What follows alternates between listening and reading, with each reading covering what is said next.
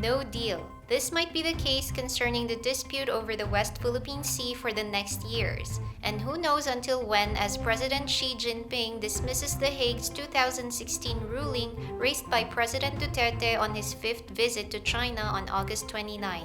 Instead, the Chinese president urged him to put aside the issue and focus on another deal, which is to jointly explore oil and gas in the South China Sea. What does this entail, and does this mean the Philippines has lost the chance to raise its claims in the West Philippine Sea?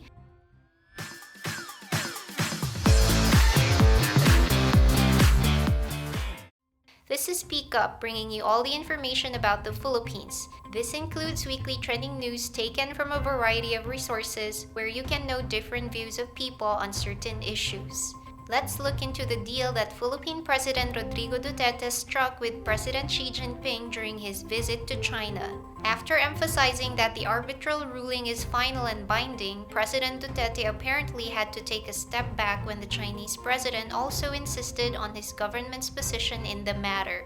That is, there is no ruling as far as China is concerned. The Philippine president has returned from his fifth visit to China in less than 3 years. This visit was meant to refresh chances to build closer ties. According to the Philippine presidential spokesperson, President Xi said he didn't take any offense on President Duterte's rather direct and matter-of-fact manner as he raised the issue. With the different positions they have concerning the sea dispute, it seemed like both presidents just agreed to disagree. They both believe that the benefits of their relationship should outweigh their differences. The two leaders were said to have agreed to work peacefully to manage the South China Sea issue and to respect the freedom of navigation in and above the disputed waters.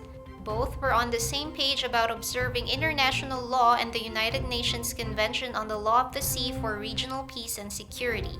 Furthermore, the need to formulate a code of conduct was also brought up, and as mentioned, it should be crafted within the Philippine president's term. Definitely a deal. There is a possible joint exploration between the Philippines and China in the West Philippine Sea. The two presidents agreed to set up a steering group committee which will include diplomats and energy officials and a joint entrepreneurial working committee of business figures as reported by state news agency Xinhua.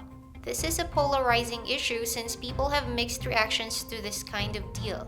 The Communist Party of the Philippines founding chairman, for one, wants Filipinos to put their guards up against the proposed joint exploration deal. It was also said that this deal will be more of a burden than a benefit to the country. Manila has reportedly pushed for a 60-40 split in favor of the country in the income, which will be generated from the exploration. Despite an agreement to explore sea resources in the West Philippine Sea, future actions must be in accordance with the laws in both countries as well as in the UN clause. A total of 6 deals were signed according to Malacanang, and these were agreements on education, science and technology, finance, and customs, among others.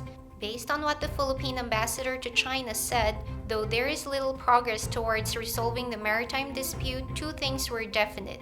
1. Beijing is willing to cooperate because of its improving relationship with the Philippines. 2. Considering his previous approach to overlook a 2016 international arbitral ruling, President Duterte has indeed made a high-stakes move by raising the South China Sea dispute, as also mentioned in the South China Morning Post. Whatever will come out of this deal is something to watch out for. This is the weekly trending news. Thank you for watching. Have a great day.